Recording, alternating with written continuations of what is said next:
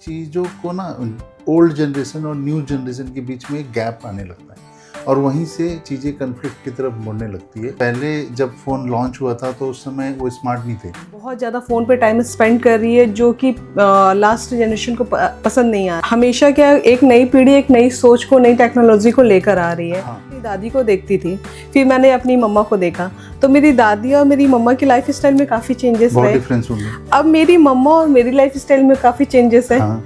अब मैं जब अपनी बेटी के लिए देख रही हूँ तो मैं देख रही हूँ कि मेरा बचपन और उसके बचपन में काफ़ी डिफरेंसेस। आजकल के बच्चे गैजेट से खेल रहे हैं। कहीं ना कहीं टेक्नोलॉजी ने हमारी लाइफ को तो बहुत इजी बना दिया है, लेकिन बहुत सारे रिश्तों को खामोश भी कर दिया है। नई टेक्नोलॉजी आई है उसको एक्सेप्ट करना और सीखना, लेकिन मेरे को लगता है ऐसा टाइम आता है कि जहाँ पर ना लोग सीखना बंद कर देते हैं और वहीं से गैप स्टार्ट होता है कि जो ओल्ड जनरेशन के लोग हैं उन्हें जो न्यू जनरेशन की जो चीज़ें वो भी एक्सेप्ट करनी चाहिए, और जो न्यू जनरेशन के लोग हैं उन्हें ओल्ड जनरेशन से भी बहुत कुछ सीखने की ज़रूरत है। समय के साथ लोगों की सोच बदल रही है, लाइफ स्टाइल बदल रही है, जनरेशन वाइज बहुत सारे चेंजेस आते हैं जो कि आपसी टकराव का कहीं ना कहीं परिवार में एक तरह का रीज़न बन जाता है।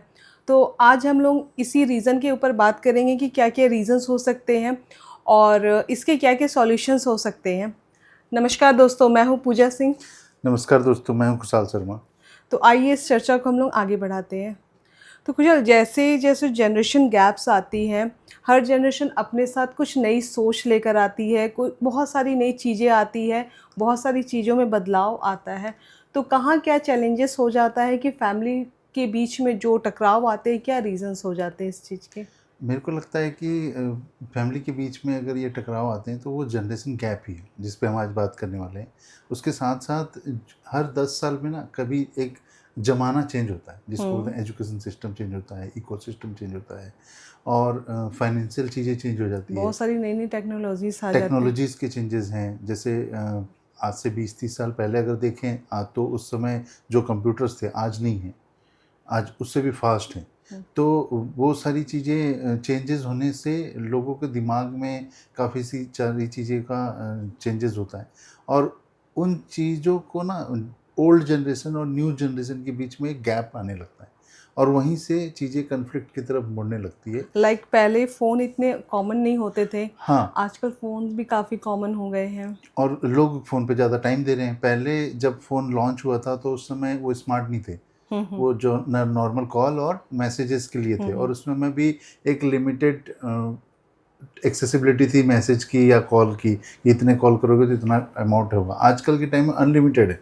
कहीं ना कहीं आज की जनरेशन बहुत ज़्यादा फ़ोन पे टाइम स्पेंड कर रही है जो कि लास्ट जनरेशन को पसंद नहीं आ रही है। हाँ, और मेरे को ऐसा लगता है कि हम लोगों की जो जनरेशन है उनकी मम्मी ऐसी होगी जो जिनका कोई फेसबुक अकाउंट नहीं होगा और आने वाली जनरेशन है वो स्मार्ट होगी क्योंकि उनकी मम्मी का फेसबुक अकाउंट है, इंस्टा में, बाकी लोगों का भी होगा। मतलब वो हमेशा क्या एक नई पीढ़ी एक नई सोच को नई टेक्नोलॉजी को लेकर आ रही है। हाँ। लाइक कि अगर जब मैं अपनी दादी को देखती थी, फिर मैंने अपनी मम्मा को देखा, तो मेरी दादी और मेरी मम्मा की लाइफ स्टाइल में काफ़ी चेंजेस बहुत रहे। डिफरेंस होंगे। अब मेरी मम्मा और मेरी लाइफ स्टाइल में काफ़ी चेंजेस है। हाँ। अब मैं जब अपनी बेटी के लिए देख रही हूँ तो मैं देख रही हूँ कि मेरा बचपन और उसके बचपन में काफ़ी डिफरेंसेस है क्योंकि जब हम लोग उस समय ज़्यादा से ज़्यादा पेपर की नाव बनाना और कुछ टॉय से खेलते थे। आजकल के बच्चे गैजेट से खेल रहे हैं। गैजेट से खेल रहे तो हैं। डिफरेंस तो आएगा ही क्योंकि बच्चे भी एकदम सुपर स्मार्ट हो रहे हैं। स्मार्टनेस उनकी ख़त्म होती जा रही है, अब वो सुपर स्मार्टनेस की तरफ जा रहे हैं। तो वो चीज़ें काफ़ी उनको बढ़ावा देती है कि उनको स्मार्ट बनाती है, उनके सोचने का नज़रिया चेंज कर देती है और दुनिया जो है बहुत छोटी होती जा रही है। लेकिन अगर किसी को अमेरिका जाना है, दुबई जाना है, तो 6 घंटे और फ्लाइट पकड़ के तुरंत जा सकता है, तुरंत आ सकता है। तो ये सब चीज़ों से क्या है कि अदर कल्चर को लोग ऑप्ट कर रहे हैं, उनके जाके इंटरनेशनल चीज़ें सीख रहे हैं। तो वहाँ पर जब नई चीज़ें देखते हैं तो उनको मन करता है कि भाई ये तो हमारे लिए भी कर सकते हैं। कहीं ना कहीं टेक्नोलॉजी ने हमारी लाइफ को तो बहुत इजी बना दिया है, लेकिन बहुत सारे रिश्तों को खामोश भी कर दिया है। हाँ, डेफिनेटली ऐसा हुआ है कि जब परिवार की बात करते हैं तो टेक्नोलॉजी हेल्प करती है। अब जैसे मान लो मैं अपने दादाजी को अब स्मार्टफ़ोन देता वो तो अभी है नहीं, पर वो उतने यूज़र फ्रेंडली नहीं हो पाते। लेकिन जो आज के टाइम में, जैसे मैं एक एग्जांपल देता हूँ अपने ऑफिसेज में, कि आज जब MS ऑफिस आया था 2009-10 के आसपास, उस समय मैं छोटा था और टाटा कंपनी में काफ़ी सारे बुजुर्ग एम्प्लॉय थे, ओल्ड एम्प्लॉय थे, और उन एम्प्लॉयज़ को ना उनके एक्सेल्स की ट्रेनिंग दी जाती और थी। काफ़ी प्रॉब्लम आ रही थी। तो उस समय क्या था कि वो लोग ना समझना नहीं चाहते थे, अरे इससे क्या होगा, कागज़ पत्तर से ही सब कुछ होता है, पेपर खाता भी, वो वाली बात थी। तो एक तो क्या है कि उसको एक्सेप्ट करना, नई टेक्नोलॉजी आई है उसको एक्सेप्ट करना और सीखना। लेकिन मेरे को लगता है ऐसा टाइम आता है कि जहाँ पर ना लोग सीखना बंद कर देते हैं और वहीं से गैप स्टार्ट होता है। जैसे कि वो उस चीज़ को एक्सेप्ट करने को एग्री ही नहीं तो होते। उन लोगों ने उस समय नहीं सीखा, 5 साल तक कंपनी ने भी देखा कि क्या पता धीरे धीरे सीख जाएंगे, और सीखने के साथ साथ उनकी स्पीड उतनी नहीं आई, तो वो धीरे धीरे साइडलाइन हो गए और उनको एग्जिट करा दिया गया कंपनी ऑर्गेनाइजेशन से। तो आप समझो कि क्योंकि कंपनी जनरेशन मैन गैप, पावर कम करना चाहती थी। कंपनी अपने मैन पावर भी कम करना चाह रही थी, और वो चाहती थी कि वैसे मैन पावर मेरे साथ काम करे जो टेक्नोलॉजी को के साथ चल सके। तो एक तो ये है, सेम फैमिलीज़ में भी होता है कि अब जैसे नए बच्चे हैं वो अपने माइंड सेट के हिसाब से फ्रेंड्स के साथ एंजॉय करना चाहते हैं, घूमना चाहते हैं, फिरना चाहते हैं। लेकिन जो फादर हैं या ग्रैंडफादर हैं या पुराने लोग हैं, वो बोलते हैं ये तो गलत है कि भाई तुम लेट नाइट क्यों घूम रहे हो, क्योंकि वो ज़माना देख रहे हैं, वो उन्होंने बहुत सारी चीज़ों का तजुर्बा लेकर के आगे बढ़े हैं, तब जा कर के वो उसको सजेस्ट कर रहे हैं। देखो, मुझे लगता है कि जो ओल्ड जनरेशन के लोग हैं उन्हें जो न्यू जनरेशन की जो चीज़ें वो भी एक्सेप्ट करनी चाहिए, और जो न्यू जनरेशन के लोग हैं उन्हें ओल्ड जनरेशन से भी बहुत कुछ सीखने की ज़रूरत है। क्योंकि बहुत सारे बच्चे मैं देखती हूँ कि आज के जनरेशन के कह देते हैं बच्चे, या जो लोग 22-25 साल के भी जो है वो अपने पेरेंट्स से कह देते हैं कि आपको तो कुछ पता नहीं है, आपको कुछ समझ नहीं आता, चीज़ें चेंज हो गई है। हाँ, कि अरे मम्मी आपको क्या पता है, अरे पापा आपको क्या पता है, ये तो नो कॉमन बोल डाउट देते चीज़ें हैं। चेंज हुई है, लेकिन उनकी लाइफ के जो अपने एक्सपीरियंस है हमें उनसे भी बहुत कुछ सीखना चाहिए। देखो मैंने एक कहीं पर सुना था कि अगर कोई फादर और ग्रैंडफादर बिजनेस डेवलप कर रहे हैं और नया बच्चा आ रहा है बोल रहा है मैं ये नहीं करूँगा, एक तो फैमिली बिजनेस को रन करना, अगर आपके पास कोई ऐसा आइडिया है कि वो आप एकदम फोड़ दोगे मार्केट में, तब तो जाओ। लेकिन आपके जो पीढ़ी दर पीढ़ी चलते आ रही है बिजनेस को, उसको रन करना सबसे बड़ा अचीवमेंट है। आज रिलायंस फैमिली का ये जीता जाता एग्जाम्पल है कि उन्होंने अपने पीढ़ी दर पीढ़ी, वो बहुत सारे लोगों का माइंड अलग होता है, मैं ये नहीं करूँगा, मैं अलग करूँगा, और उस अलग करने के चक्कर में क्या फेलियर भी आ जाता है। अगर आप अपने जो पीढ़ी दर पीढ़ी चलते आ रही है उन चीज़ों को बढ़ा नहीं सकते हैं, तो आपको कोई राइट नहीं है कि अब उसके अलग जा करके उसको बर्बाद करने का। उनके बहुत सारे लोग ऐसे हैं। ये तो आ गई करियर लेवल पे बातें। अगर मैं घर के माहौल की अगर बात करूं, तो घर में अगर ग्रैंड पेरेंट्स हैं तो बहुत ऐसे कमी ग्रैंड पेरेंट्स हैं जो सोशल मीडिया से कनेक्टेड है, टेक्नोलॉजी से कनेक्टेड है, तो वो मतलब उन्हें बिल्कुल भी पसंद नहीं आता कि बच्चे ज़्यादा फ़ोन में टाइम स्पेंड करें। जैसे मेरे चाचा भी थे, तो वो कोई उनके सामने फ़ोन अगर यूज़ नहीं कर सकता था, वो कहते थे कि तुम लोग क्या फ़ोन में घुसे रहते हो, तो उनको बिल्कुल नहीं पसंद था। क्योंकि कि जब आज अभी के टाइम में आपके मोबाइल पे टिकट बुक होती है, मूवी टिकट बुक होती है, क्रिकेट देख सकते हो, लेकिन एक टाइम था इंटरनेट एक्सेस करने के लिए लैपटॉप ऑन करना पड़ता था, और बहुत सारी वेबसाइट जो है ऐप बेस्ड नहीं थी और सब कुछ लिमिटेड था। तो वहाँ से लेके मोबाइल में तक का जो सफ़र है वो बहुत स्पीड से चेंज हुआ है, और वो जो लोग जानते हैं कि अरे लैपटॉप होगा तभी मैं काम करूँगा, नहीं तो नहीं करूँगा, तो उससे क्या था, उनके पास फिर भी टाइम बचता था। लेकिन आजकल के टाइम में बहुत सारी चीज़ें मोबाइल पे आ गई है, आप मोबाइल फ्रिक्वेंटली यूज़ करते हो और आप एडिक्टेड होते जा रहे हो। एक तो मोबाइल में गेम भी खेलना है तो मोबाइल में, मूवी देखना है तो मोबाइल में, आपका टाइम कंज्यूम हो रहा है, आपके ऑफिसेज के काम दोस्तों है, के साथ भी टाइम स्पेंड करना तो फ़ोन में व्हाट्सअप के इतने सारे ग्रुप हो जाएंगे कि आप उस पर ही टाइम, किसी को रिप्लाई नहीं करो तो बुरा लग रहा है, अगर आप नहीं उस पर ध्यान दे रहे हो तो आपको लगता है कि मैं पीछे रह गया, सब एंजॉय कर रहे हैं। यही चीज़ मैं कह रही थी कि टेक्नोलॉजी ने हमारी लाइफ को बहुत इजी कर दिया, लेकिन बहुत सारे रिश्तों को खामोश कर दिया है। इसका मतलब ये है कि आप नो डाउट कि आपको जो अर्जेंट चीज़ें आप करो थोड़ी ही देर आप अपने एंटरटेनमेंट के लिए भी देख लो। लेकिन आप अगर अपने घर में जो ओल्ड जनरेशन के लोग हैं, अगर आप टोटली उनको इग्नोर कर रहे हो, तो ये चीज़ कहीं ना कहीं कॉन्फ्लिक्ट्स का रीज़न बनता है कि उन्हें लगता है कि आप सारा टाइम फ़ोन में करते क्या हो। तो इसका और इसका एक और चीज़ है कि जैसे मान लो जो लोग फ़ोन नहीं यूज़ कर रहे हैं, लोग उसके साथ बैठ के टाइम भी स्पेंड नहीं कर रहे। मैंने बहुत सारे ऐसे लोग देखे हैं जो अपने मम्मी पापा से भी बैठ करके मतलब हॉस्पिटल ले जा रहे हैं, उनका टेक केयर कर रहे हैं, सब कुछ कर रहे हैं, कहीं कोई दिक्कत नहीं है। लेकिन एक होता है ना कि जैसे आधा घंटा बैठा बात किया कि ऑफिस से आया कैसे हो, चाय पिया साथ में, कैसे हैं आप, पैर वैर दबाया, इस टाइप का जो कल्चर है वो धीरे धीरे ख़त्म होते जा रहा है। कोई भी किसी का केयर नहीं करना चाहता। ज़्यादा होता है तो टेक के कोई बाहर से अपॉइंट कर देते हैं नौकर कि भाई मेरे फादर का मेरी मदर का टेक केयर कर लो। मतलब बहुत ऐसे बच्चे जो कहते हैं कि मैं अपने मम्मी पापा के लिए हमेशा हूँ, लेकिन आप एक बार देखो कि उनको आपका टाइम भी चाहिए, आप उनके साथ टाइम स्पेंड करो, जो कि बच्चे नहीं कर रहे हैं। तो मुझे लगता है ये भी कहीं ना कहीं एक रीज़न है। जैसे मैं बता रही थी, मेरी मम्मी के पास पहले स्मार्टफोन नहीं था, कीपैड वाला फ़ोन यूज़ करती थी। तो हमने कहा मम्मी को स्मार्टफोन के लिए, तो मना कर रही थी पहले कि तो नहीं। यही एजुटेशन होता है कि यूज़ कैसे करेंगे, यूज़ कैसे करेंगे, या लोग बोलेंगे कि देखो ये स्मार्टफोन यूज़ करी, थोड़ा सा शाई भी फील करते हैं। और आज के टाइम में बहुत स्मार्टली मेरी मम्मी स्मार्टफोन यूज़ कर रही है, और सब पे उनकी नज़र भी होती है, सबके स्टेटस देखती है, सबके स्टोरीज देखती है। कई बार आपके इंस्टा रील्स देख के मुझे बताती है, मुझसे पहले वो देख लेती है कि ऐसी ऐसी चीज़ें मैंने देखी है।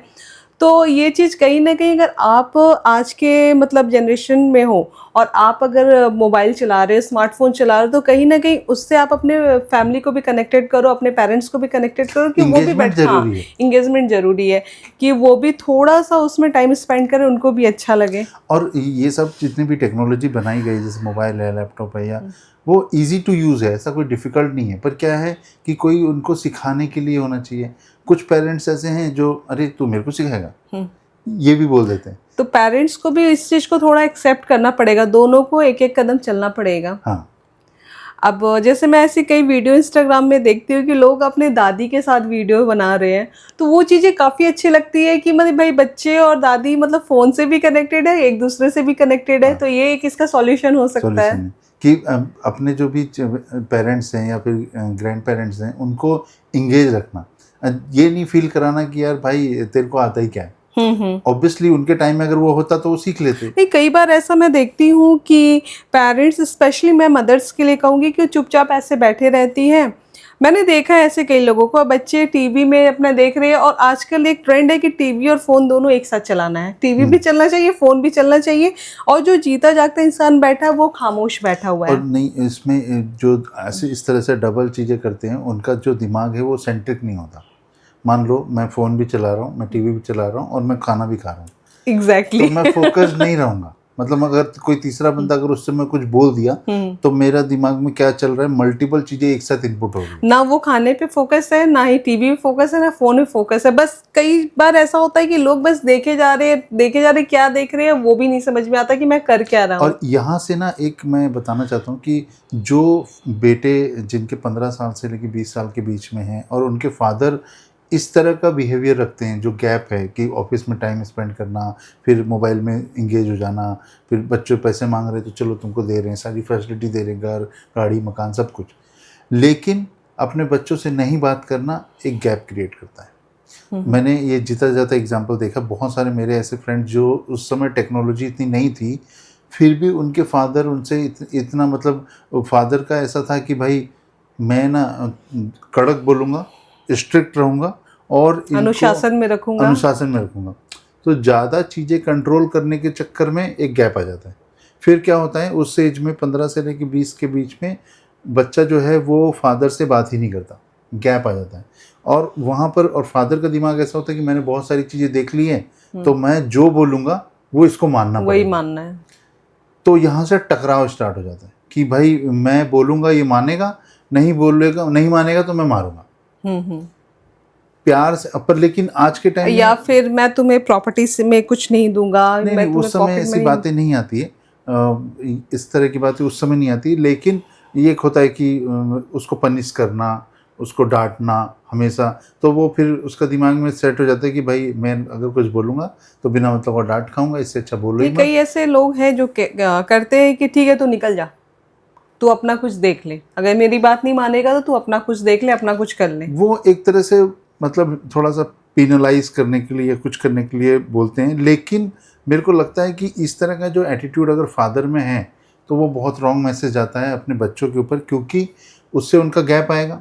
वो एक टाइम पे खुद के पैर पे खड़े तो हो जाएंगे, लेकिन उनको वो सारी बातें याद रहेगी, तो वो आपको उसके बाद वो परेशान करेंगे। और ये भी एक रीज़न है गैप आने का, जनरेशन गैप के साथ साथ उनके रिलेशनशिप में भी गैप आ जाता है फादर और बेटे के बीच में। बेटियां अपने फादर से बहुत अटैच होती है, भले वो पापा डांट रहे हैं, कुछ भी बोल रहे हैं, लेकिन कहीं ना कहीं बेटों का ईगो तुरंत हर्ट होता है। तो ये चीज़ें ज़रूरी ध्यान रखनी चाहिए, और मेरे को लगता है कि आज के टाइम में ये चीज़ें कम हो रही है। एक मुद्दा ये भी आता है जब उन्हें सिलेक्शन ऑफ कोर्स जब करते हैं कि मुझे क्या करना है। अब लाइक अगर फादर डॉक्टर है तो बहुत सारे केसेस में ऐसा होता है कि वो चाहता है कि मेरा बेटा भी डॉक्टर ही बने, इंजीनियर है तो मेरा बेटा भी इंजीनियर ही बने, लेकिन उसकी डिफरेंट चॉइस हो सकती है। कोई सिंगर बनना चाहता है, कोई क्रिकेटर बनना चाहता है, कोई फुटबॉलर बनना चाहता है। तो उस जगह कई पेरेंट्स क्या करते हैं कि उस पर प्रेशराइज करते हैं कि नहीं डॉक्टर ही बनना है, क्योंकि मैं डॉक्टर हूँ, ये लाइन ही तुम्हारे लिए बेस्ट है। तो वैसा में क्या होता है कि बच्चे के ऊपर इतना प्रेशर आता है कि वो कुछ भी नहीं बन पाता है। तो इसका मैं बताता हूँ कि एक तो करियर सिलेक्शन करना शादी से भी ज़्यादा इम्पोर्टेंट है किसी बच्चे की लाइफ में। अगर उसका करियर सिलेक्शन सही हो गया तो उसकी लाइफ हमेशा सेट रहेगी, क्योंकि उसकी अर्निंग सही होगी, उसके फैमिली उस पर डिपेंडेंट होगी, तो वो सही से सर्वाइव कर लेगा आज के टाइम में। लेकिन बहुत सारे ऐसे पेरेंट्स हैं जो ये प्रेशर तो देते ही हैं, और बच्चों की ना फिजिकल फिटनेस और क्रिएटिविटी में ध्यान नहीं देते। तो होता क्या है कि आपका बच्चा पढ़ तो जा रहा है, सब कुछ कर जा रहा है, लेकिन उसकी जो कला है, कौशल है, वो दब जाती है। हम लोग बहुत सारे ऐसे टीवी चैनल के प्रोग्राम्स हैं जहाँ पर बच्चे पढ़ना नहीं चाहते हैं और अपना क्रिएटिविटी भी देखना चाहते हैं, तो वो बच्चे पेरेंट्स वहाँ भी वरीड हैं। तो बच्चों का पढ़ना बहुत ज़रूरी है, क्योंकि किसी भी सेक्टर में आप हो, आप भले पेंटर ही हो, लेकिन आपका एजुकेशन अच्छा होगा ना तो आप दुनिया के बेस्ट पेंटर बनोगे।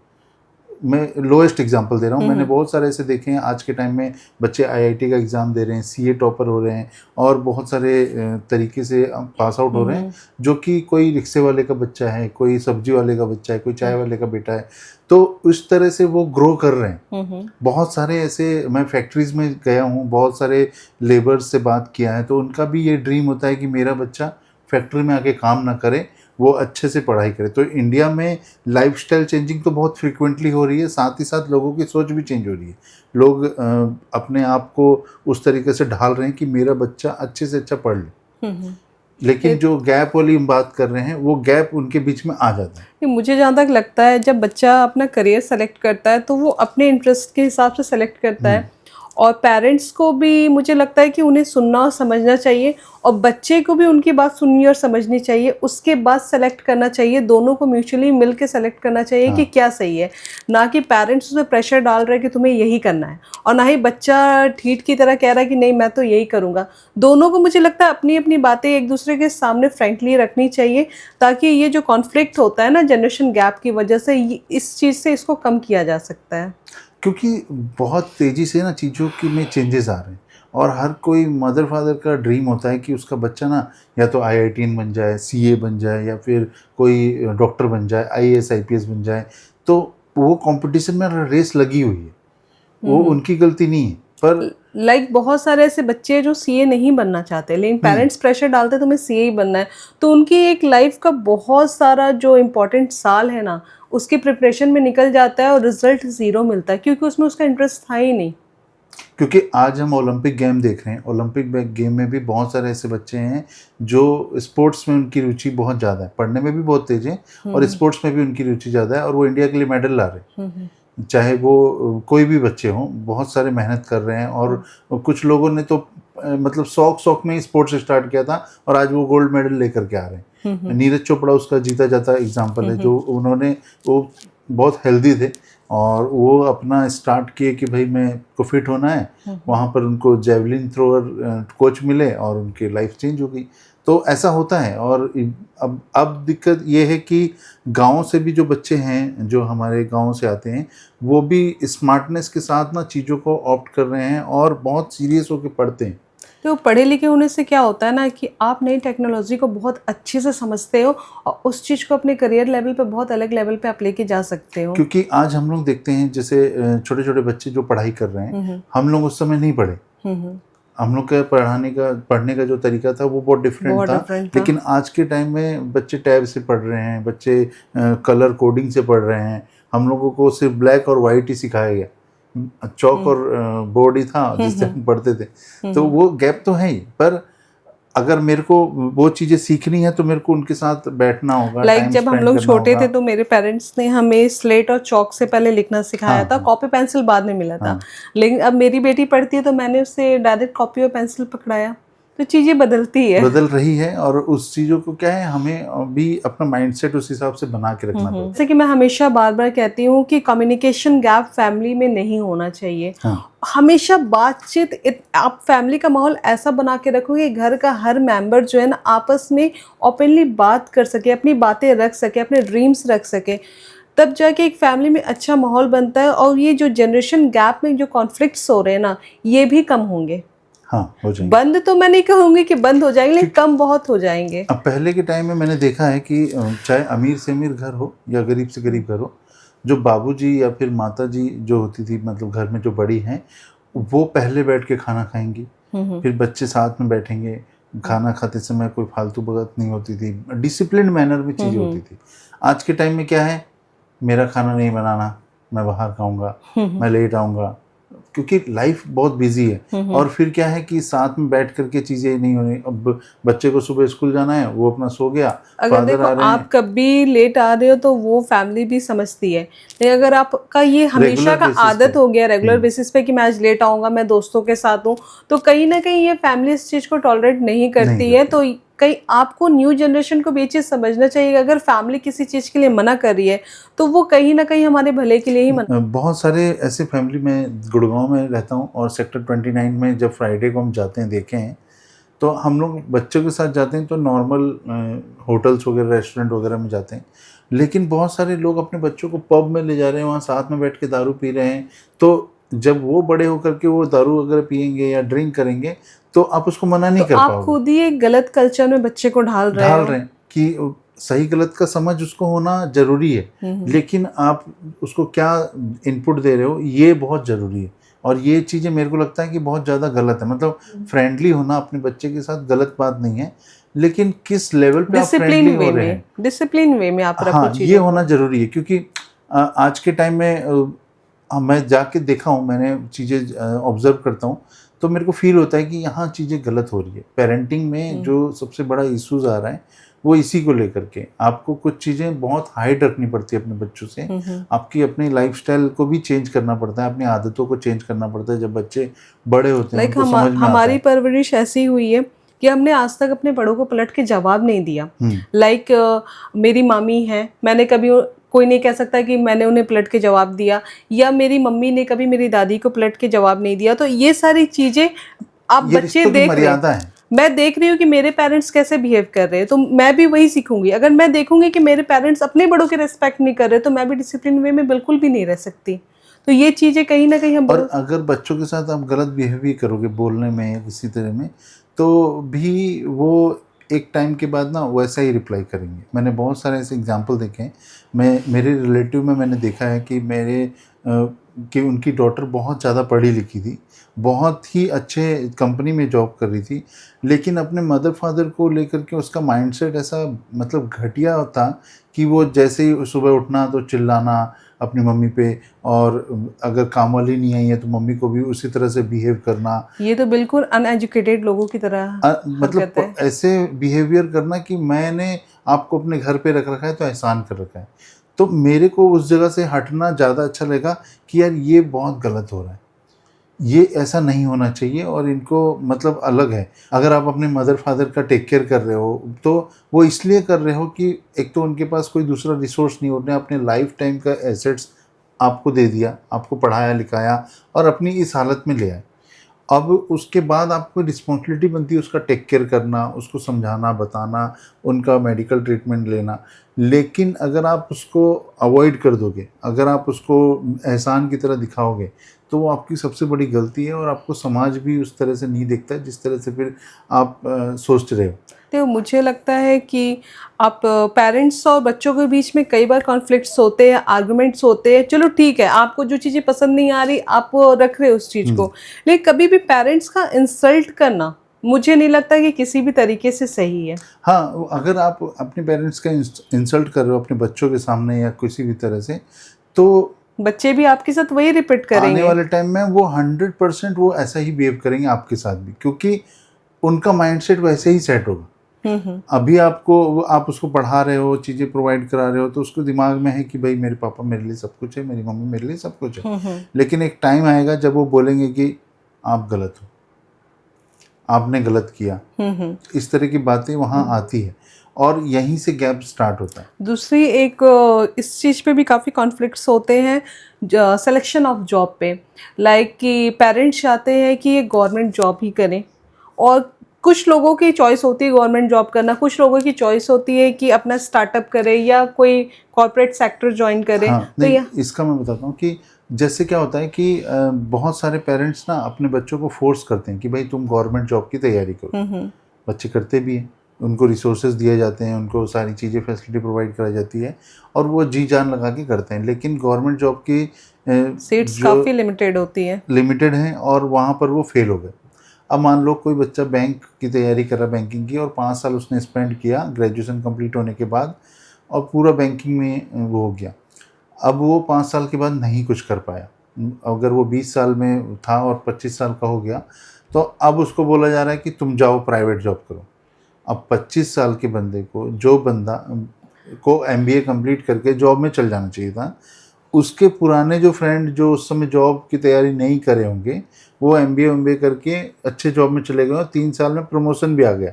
अब जब वो एंट्री करेगा तो उसकी वो सैलरी, जीरो लेवल से और एंट्री जो करेगा। उसके साथ के बंदे उसके साथ बैंकिंग की तैयारी नहीं करे या जो सरकारी जॉब नहीं किए, उसकी सैलरी में बहुत डिफरेंस होगा। वो 5 साल पीछे हो गया। पीछे हो गया ना, और उसका जो दिमाग था सिर्फ उस एग्ज़ाम के ओरिएंटेड था, ना कि और किसी चीज़ को लेकर के।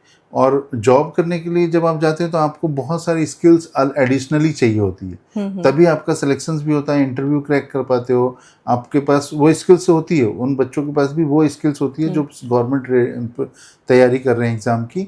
लेकिन उस समय जो प्राइवेट जॉब की रिक्वायरमेंट है, एक तो उनको ये नहीं पता होता कि मेरे को किधर जाना है, कौन सी कंपनी में मेरे को प्रोफेशन मिलेगा, जॉब मिलेगी, मेरी सैलरी पैकेज क्या होगी, और वो फिर दब जाते हैं। देखो, जिस टाइम हमारे फादर लोग जॉब करते थे या बिजनेस करते थे और अब के टाइम में बहुत अंतर आ गया है। हाँ। तो उन लोग अपने टाइम के हिसाब से देखते हैं कि गवर्नमेंट जॉब ही बेस्ट है, लेकिन आजकल के जो जनरेशन है वो प्राइवेट जॉब या स्टार्टअप्स की तरफ ज़्यादा मूव कर रही एक है। बताता हूँ कि एक मम्मी मेरे साथ जा रही थी गाड़ी में और मैंने टोल में कैश पेमेंट किया, फास्टैग नहीं चल रहा था, तो टोल में कैश पेमेंट किया और मैंने तुरंत 500 का नोट निकाला, फिर 1000 का निकाला, पेमेंट करता गया। तो रास्ते में जाता गया, अब वो फास्टैग में तो रिचार्ज होता तो कट जाता है, तो उनको ये लग रहा था अरे कितना ज़्यादा अमाउंट ये दिए जा रहा है, क्योंकि उनके टाइम में वो पैसे की जो वैल्यू थी, वो वैल्यू आज के टाइम में वो 10 टाइम बढ़ गई है, 10x हो गई है, कि पहले 50-60 रुपए में पता नहीं कहाँ से कहाँ चल जाते थे। Exactly. आज के टाइम में 5000 में भी वो कम पड़ रहा है, कंपेयर तो डिफरेंस तो आया है। अब उनको ये लगता है कि अरे कितना पैसा खर्चा कर दे रहा है, लेकिन आज के टाइम में जो अर्निंग हो रही है, जिस हिसाब से स्पेंड हो रहा है, हमको लगता है कि ये तो कम है। तो वो भी गैप है, क्योंकि अब बिजनेस करना या जॉब करना और उनकी जो एक मुझे एक एग्जांपल आ रहा है, याद आ रहा है किसी का। जैसे हमारे जमशेदपुर में टाटा स्टील का job means dream job, dream job, और किसी के बेटे की मतलब उसमें जॉब हो गई और बहुत अच्छे पोस्ट पे हुई, और लेकिन उस बेटे की चॉइस कुछ और करने की थी, शायद कोई बिजनेस वगैरह करना चाह रहा था, मुझे एग्जैक्टली याद नहीं आ रहा, कुछ डिफरेंट करना था उसे, तो उसने उस जॉब से रिज़ाइन दे दिया। अब उनके पेरेंट्स को ये बात इतनी मतलब हर्ट करी, उन्होंने उसे रोका नहीं, प्रेस्टाइज नहीं करा, नहीं, इतनी हर्ट करी कि वो बीमार पड़ गए, कि मेरे बेटे ने अपने करियर पे खुद लात मार लिया। मैं ऐसे लोगों को जानता हूँ कि जो सरकारी जॉब में रहे हैं और उनको नहीं समझ में आया, उन्होंने रिजाइन किया, प्राइवेट में बहुत अच्छा कर रहे हैं, प्राइवेट जॉब कर रहे हैं अपने अकॉर्डिंग, सेल्स में या बहुत जगह पे, और वो बहुत अच्छा कर रहे हैं अभी के टाइम में, और उनको बहुत सेटिस्फेक्शन है। मैं पूछता भी हूँ कि आपने जॉब क्यों स्विच करी, क्या रीज़न था, तो जब वो बताते तो मेरे को बड़ा आश्चर्यचकित हो जाता हूँ कि ये ऐसी भी सोच हो सकती है। नहीं तो बहुत लोग होते हैं सरकारी जॉब है, अरे कोई दिक्कत नहीं, चिल करेंगे। आप प्राइवेट में ना, मैं गांव में भी ज़्यादातर से देखती हूँ कि प्राइवेट में बंदा अगर 2 लाख भी कमा रहा है तो उनके लिए वो बेकार है। हाँ। और अगर गवर्नमेंट में अगर 30,000 भी कमा रहा है तो भाई सरकारी नौकरी वाला है। उसके यही गैप है, जो हम गैप की बात करें ना, माइंडसेट का भी गैप है। तो उसमें क्या है ना, पेरेंट्स ना, वैसे पेरेंट्स अपने बच्चों से हमेशा क्या कहते हैं, डिसएग्री रहेंगे, हैप्पी नहीं रहेंगे, कह रहे मतलब प्राइवेट जॉब ही तो कर रहा है, सरकारी करता तो बात ही अलग होती। हाँ। तो इस पे एक जोक भी काफ़ी वायरल होता था कि कोई किसी से कह रहा है कि दादी आपको कैसा लग रहा है, आपका बेटा CEO बन गया। तो बोलती है कि ठीक ही लग रहा है, अगर सरकारी जॉब हो जाती तो और भी अच्छा लगता। तो ये कहीं ना कहीं जो हम लोगों का जो जीने का तरीका है, नज़रिया है, तो डे बाय डे चेंज हो रहा है, जनरेशन वाइज चेंज हो रही है। तो बहुत ज़्यादा ज़रूरी है कि जो न्यू जनरेशन है ये सब चीज़ से कहते हैं रिलेट करे ओल्ड जनरेशन को, ये बहुत ज़रूरी है। और ओल्ड जनरेशन से भी हमें बहुत कुछ सीखने की ज़रूरत है। हाँ। तो कहीं ना कहीं ये बात हुई, करियर वाइज बात हुई, हमारी एजुकेशन वाइज बात हुई, और थर्ड बहुत चैलेंजिंग फेस आता है जब बात आती है शादी की। क्योंकि उस समय एक ऐसा डिसीजन होता है जो भी बच्चों के करियर के ऊपर डिपेंडेंट है। लेकिन जब पेरेंट्स को, आजकल ज़्यादातर लोग लव मैरिज कर रहे हैं और वो अपने अकॉर्डिंग देखने लगते हैं कि जैसे कॉलेज में हैं या फिर कहीं जॉब कर रहे हैं, तो उनको उनका माइंडसेट बन जाता है कि भाई मेरे साथ ये लड़की कंफर्टेबल होगी, मेरा इसके साथ मन इसमें विचार क्या होता है ना, पेरेंट्स को लगता है ना कि मैं सबसे बेहतर जानता हूँ। हाँ। अब बच्चों को लगता है कि मैं फ्रेंडशिप भी अपने चॉइस के हिसाब से कर रहा हूँ, तो जिसे मैं कभी भी तोड़ सकता हूँ, लेकिन शादी मैं अपनी चॉइस के हिसाब से कैसे ना करूँ। लाइक अगर वो कोई डॉक्टर है तो वो डॉक्टर से ही शादी करना चाह रहा है, सेम प्रोफेशन में आजकल लोग शादी करना चाह रहे हैं, जिसको बहुत अच्छे से वो समझ रहा है, जिससे अपनी सारी बातें कर सके। क्योंकि अब वो टाइम नहीं रहा कि वाइफ आ रही है, घर पे बैठ रही है, घर को संभाल रही है, परिवार संभाल रही है। आजकल हर कोई अपने हिसाब से अपने पार्टनर को चूज करना चाहते हैं, तो यहाँ काफ़ी कॉन्फ्लिक्ट्स हो रहे हैं। तो आप बात वो नहीं कि घर को संभालने के लिए, घर तो सभी संभालते हैं, लेकिन क्या होता है कि एक ना म्यूचुअल अंडरस्टैंडिंग बनती है शादी। मान लो कोई लड़की को एक तो लड़का पसंद नहीं आता, आजकल MBA वगैरह करते करते मेरे हिसाब से 24 साल तक हो जाता है, 22-24 साल तक। फिर 3-4 साल उसको जॉब में सेटल होने में लगता है। फिर वो माइंडसेट होता है कि भाई मैं जॉब करूं तो मेरे को स्टेबिलिटी आनी चाहिए, मेरे पास कार होनी चाहिए, मेरे पास घर होना चाहिए। तो बच्चे उसके लिए फाइट करते हैं, ठीक है। तो लड़के और लड़की में ये चीज़ें आ जाती हैं। अब जब लड़के 30 साल के हो जाते हैं तो उनका लुक चेंज हो जाता है, और लड़कियां को जब 30 साल की होती है वो थोड़ा सेटल होती है तो सोचती है मैं शादी कर लूँ। लेकिन 30 साल की उम्र में जब जाती हैं तो उनको लड़का जो सिलेक्शन करना है वो स्ट्रेस लेके जॉब करके इतना चेंज हो चुका है कि उनको पसंद नहीं आता, पहला।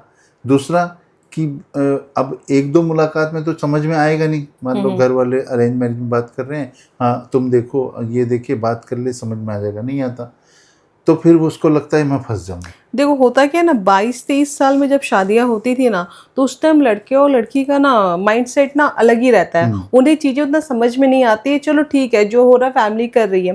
लेकिन जब 28-30 साल में आज के डेट में शादी होने लगी है ना, तो लोग ना अपनी पर्सनल लाइफ से बहुत कुछ एक्सपीरियंस कर चुके होते हैं, मैच्योरिटी लेवल पे एक अलग पहुंच चुके होते हैं। तो वो सोचते हैं कि पार्टनर भी मुझे ऐसा चाहिए जिसके साथ मैं अपनी सारी चीज़ें शेयर कर सकूँ। आजकल के जो जनरेशन में है ना, फिल्टर आउट करना बहुत अच्छे से जानते हैं, क्योंकि हर चीज़ में फ़िल्टर लगाना उनको है।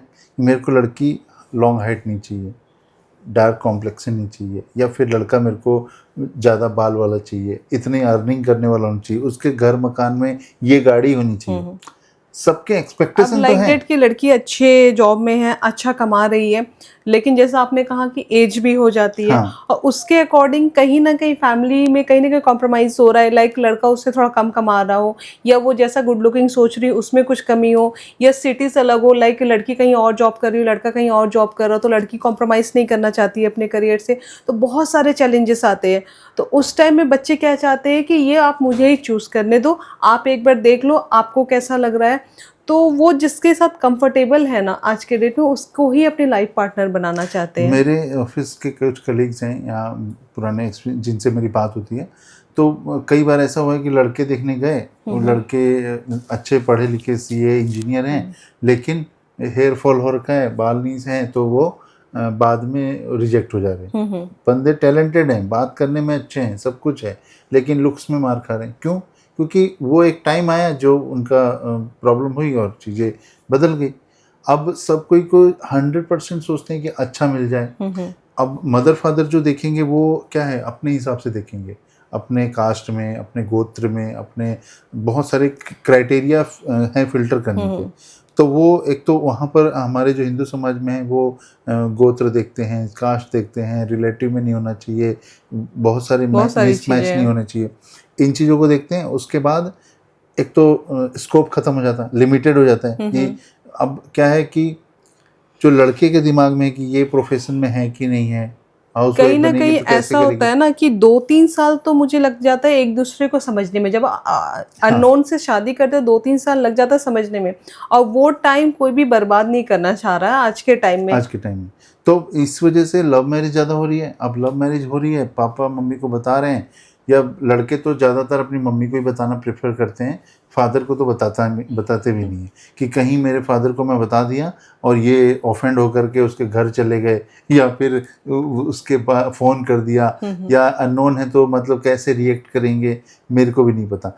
तो वो डर तो है ही, जो मैं पहले बता रहा था कि वो 15 से 20 साल वाला जो टेन्योर होता है और उस समय अच्छा बिहेवियर नहीं होता है, तो वो डर वहाँ इम्पैक्ट कर जाता है। और गैप यहीं से आ जाता है कि मैं अपने पापा से नहीं बोलूँगा, मम्मी को बताता हूँ, दीदी को बताता हूँ, वही बात करेगी। लड़की के साथ भी यही है कि वो अपनी मम्मी से बताएगी, कहीं पापा गुस्सा हो गए तो फिर दिक्कत हो जाएगी।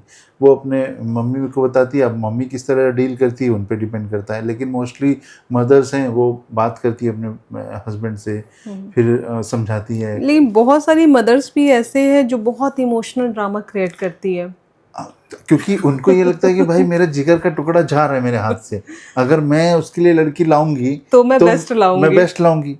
मेरे को चल सिलेक्शन का चॉइस होना चाहिए, क्योंकि मैंने इसको पाल पोस के बड़ा किया है। अब मन में आ गया कि अरे ये तो जा रहा है हाथ से, किसी देखो और को होता क्या है ना कि मदर भी अपनी जगह सही है और उनका बेटा या बेटी भी अपनी जगह सही है, बस सोच का डिफरेंस है, दोनों को लग रहा है कि कहीं कुछ गलत ना हो जाए। ऑब्वियसली यही चीजें जहाँ पर गैप आने लगती है वो यहीं पर आती है। देखो पेरेंट्स के भी मन में रहता है कि वो अपने बच्चे की भलाई ही सोच रहे हैं, और बच्चा भी सोच रहा है जिसमें मेरी और फैमिली दोनों की भलाई हो। लाइक अगर वो उनके पसंद से शादी कर लेता तो वो खुश नहीं रहेगा। बहुत सारे पेरेंट्स ऐसे भी हैं, वो अपने बच्चों को बोलते हैं बेटा कुछ भी करना, इस तरह की लड़की मत लाना।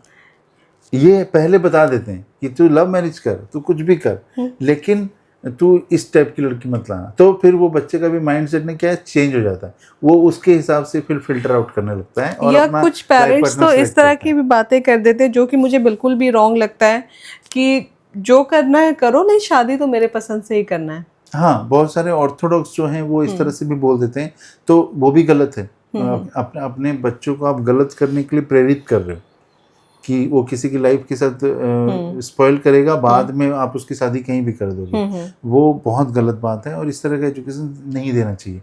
लेकिन ये उम्मीद लगा के रहना चाहिए कि जो बच्चा है हमारा वो अरेंज मैरिज कितने चांसेस है करेगा नहीं करेगा, लव मैरिज वो 100% कई फैमिलीज में ऐसे होते हैं ना कि मम्मी पापा नहीं समझते हैं बेटे की चॉइस को, लेकिन उनके दादा दादी समझते हैं। हाँ, वो इनकरेज करते हैं कि नहीं ये सही सेलेक्ट कर रहा, तो इस चीज में हमें आगे बात बढ़ानी चाहिए। मैंने तो कई बार ऐसा देखा है कि मेरे कुछ फ्रेंड हैं जो अपने मम्मी पापा को फ़ोन नहीं करते हैं, लेकिन अपने दादा दादी को जरूर फ़ोन कर देंगे, बात करेंगे कैसे हो। एक मेरा फ्रेंड है, उसने तो उसके दादाजी दादी बैठे रहते हैं, बात करते हैं, वो बताता भी है कि बैठे बैठे लड़ लेंगे, फिर पूछेंगे तूने खाना खाया नहीं खाया, तो वो भी एक प्यार है उनका।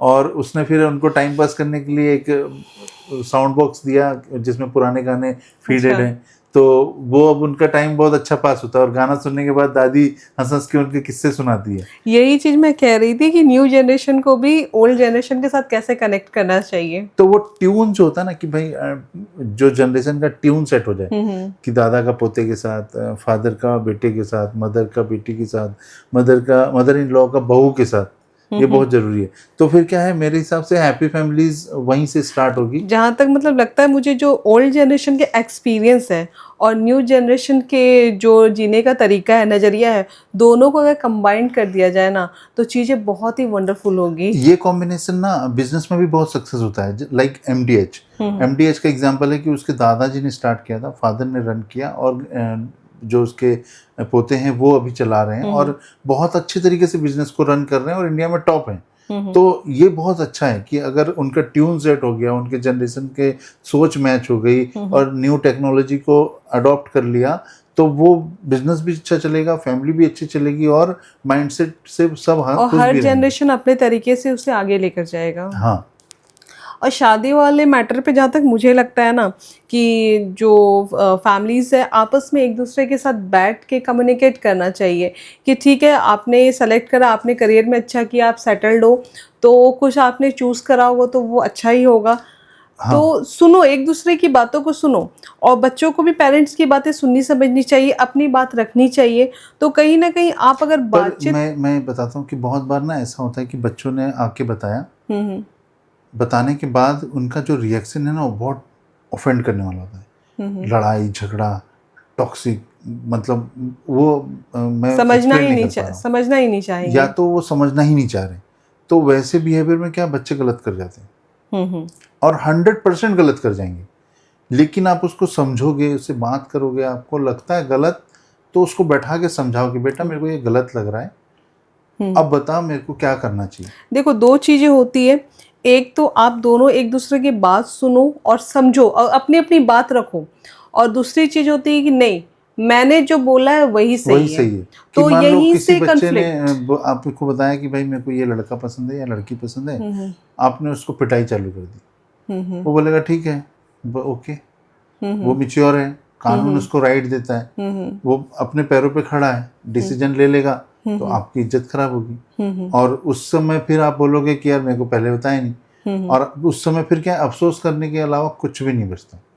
एक बार जब डिसीजन ले लिया तो फिर ऐसा होता है, इमोशनल बॉन्डिंग होती है, धीरे धीरे मन पिघलता है, बच्चे होते हैं तो उनको देख करके, फोटोज वगैरह देख के मन खराब लगता है कि क्यों नहीं हम जा पा रहे हैं, और फिर एक हो जाते हैं। लेकिन क्या है, एक मेमोरी बन जाती है कि इन्होंने मेरे साथ ऐसा कर दिया था, तो आज देखो, अगर उस समय अच्छा होता तो मेरे लिए बहुत सारा, वो लाइफ टाइम का गिल्ट रह जाता, गिल्ट रह वो जाता कभी भी रिकवर नहीं किया जा होता। सकता। और यही चीज़ें ना गैप मिटाती है। अगर आप इन चीज़ों का ध्यान रखते हो तो मे बी कभी भी गैप नहीं आएगा। और इतना तो होना चाहिए कि अपने बच्चों से आप ना खुल के बात कर सको। ये चीज़ मैं बार बार अपने वीडियोस में रिपीट करती हूँ कि जो बातचीत है ना, घर में सबसे होनी चाहिए। एक होता है ना कि अगर कोई बंदा अपनी बात किसी से कह नहीं पा रहा, डैट मीन्स आपने फैमिली में एक अच्छा माहौल क्रिएट नहीं किया है।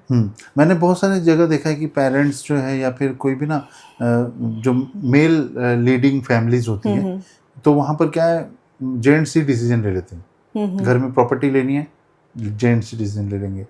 घर में कुछ भी खरीदना है तो जेंट्स अपना डिसीजन लेके आएंगे, लेके आ गए। यहाँ तक कि जब सब्जी भी लेना है, लेके आना है ना, तो घर में भले कुछ भी रखा हुआ है, फ़ोन करके भी नहीं पूछेंगे, अपनी मर्जी से ले आए और बोले हाँ ये है, अच्छा ठीक है, कोई बात नहीं है, तो है, यही बनाना। तो वो गैप है, उस गैप को अगर मिटाते हैं, अगर जैसे घर में फ़ोन कर लिया कि भाई क्या लेकर के आना है, कैसे क्या है नहीं है बता दो, ताकि चीज़ें वेस्टेज ना हो। या फिर प्रॉपर्टी खरीदने जा रहे हैं, बहुत सारे डिसीजंस होते हैं ना घर में, तो वहाँ पर क्या है, वाइफ से भी डिस्कस नहीं करते हैं, बच्चों से तो छोड़। लेकिन कुछ पेरेंट्स ऐसे होते हैं जो अपने बच्चों को बैठाते हैं, बात करते हैं, फाइनेंशियल प्लानिंग के बारे में बात करते हैं, बच्चों को अपना वैल्यूज समझाते हैं कि भाई तुम ये वैल्यूज समझो कि मैं पैसे ला रहा हूँ तो मेरा क्या क्या कंट्रीब्यूशन है, मैं जॉब में कितना प्रेशर में रहता हूँ। और मेरे को लगता है कि बहुत सारे ऐसे फैमिली हैं जहाँ पर इस तरह से बात होती है, तो उनके फैमिली में बच्चे उस चीज़ को समझते हैं और वो वेस्टेज नहीं जाने देते हैं फिर मेहनत को, पापा की या मदर की, और उसको फिर वो अपॉर्चुनिटी में कन्वर्ट करके बहुत सक्सेस भी होते हैं। तो दुनिया में ना बहुत सारे रिश्ते बनते हैं, हमारे बहुत सारे रिश्ते बनते हैं। आप बाहर जाओ, दोस्त बनते हैं, बहुत सारे लोग अच्छे लगते हैं, लेकिन भगवान ने जो एक फैमिली बनाया है, परिवार बनाया ना, इससे सुंदर और इससे ज़्यादा साथ देने वाला कुछ भी नहीं हो सकता। और अगर इसमें ही गैप्स आ रहे, किसी भी रीजन से गैप आ रहे हैं, तो और इसमें बाहर वाले भी काफ़ी फ़ायदा उठाते हैं। अगर आपके गैप्स आ रहे तो रिश्ते और दूर जाते हैं। तो आप कहीं ना कहीं अपने लिए बहुत गलत कर रहे हो, क्योंकि आप कहीं भी प्रॉब्लम में होंगे तो आपकी फैमिली ही आपका साथ सबसे पहले देगी। चाहे फैमिली में कितना भी कॉन्फ्लिक्ट्स क्यों ना हो, फैमिली ही आपका साथ देगी। इस चीज़ को गार्ड बांध लो। फैमिली में ना अदर लोगों की बातें सुनना, जैसे बुआ मौसी या फिर बहुत सारे जो बाहर से होते हैं, उनकी बातें सुन करके अपना नजरिया बनाने से अच्छा है कि अपने घर में उस चीज का डिस्कस करो और फिर उस चीज पे अपना नजरिया बनाओ, वो ज्यादा अच्छा बहुत लोग ना कुछ पेरेंट्स ऐसे भी करते हैं ना कि बाहर के लोग से डिस्कस करने लगते हैं कि यार मेरा बेटा मेरा सुन नहीं रहा है, उसे समझाओ कि ये करियर में ये डिसीजन ले। लाइक वो फुटबॉलर बनना चाहता है या अदर कोई फील्ड चूज कर रहा है, उसे समझाओ कि वो यही सेलेक्ट करे। लेकिन जब उसको समझाने जाते हैं ना तो ऑफेंड हो जाता है। हाँ, या फिर शादी के डिसीजन पे भी होता है कि भाई समझाओ इसे, मेरी तो नहीं मान रहा है या मेरी तो नहीं मान रही, तुम समझाओ इसे। तो आप जब अपने बच्चे को खुद नहीं समझा पा रहे हो, आपका कम्युनिकेशन इतना वीक है, तो बाहर वाले मुझे नहीं लगता है कुछ समझा पाएंगे। वो चीजें और बिगड़ती है। होते हैं कि अगर बच्चे के साथ कुछ गलत हो रहा है, मतलब बच्चा चलो नाराज है, कुछ गलत कर रहा है, तो उसके फ्रेंड्स को फोन कर देंगे और बोलेंगे कि इसको समझाओ, ये ऐसा कर रहा है, ये मेरे साथ लड़ता है या फिर शादी करने के लिए गलत डिसीजन ले रहा है। अब जब उसको फ्रेंड्स बोलते हैं तो उसको और बुरा लगता है कि यार इसको किसने बताया, यानी कि मेरे के घर की बातें क्योंकि मैंने तो अपनी फैमिली को ही बताया था सबसे पहले।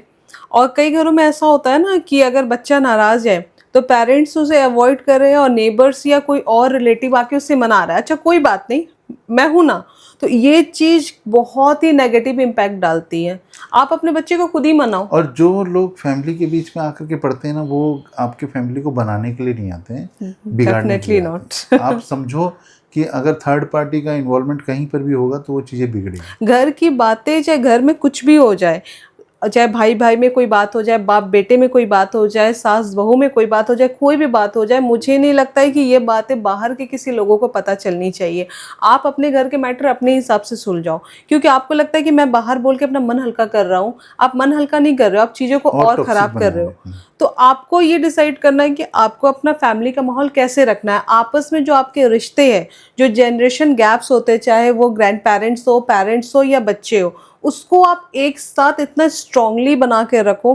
लाइक मैं बच्चों से भी कहूँगी, आज के जनरेशन से भी कहूँगी कि आप अपने जनरेशन के हिसाब से उनसे बातें करो और उनके जनरेशन के हिसाब से कुछ बातें सीखो, तो एक स्ट्रॉन्ग बॉन्ड बनेगा और फैमिली में बहुत ही ब्यूटीफुल, बहुत ही खूबसूरत माहौल बनेगा।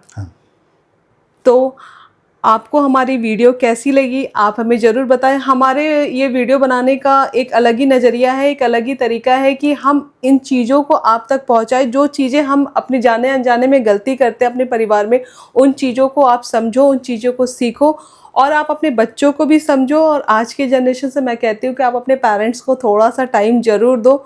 इन रिश्ते को प्लीज़ आप खामोश मत करो, टाइम स्पेंड करो साथ में, और आप अपने विचार भी हमारे साथ ज़रूर शेयर करें। धन्यवाद। धन्यवाद।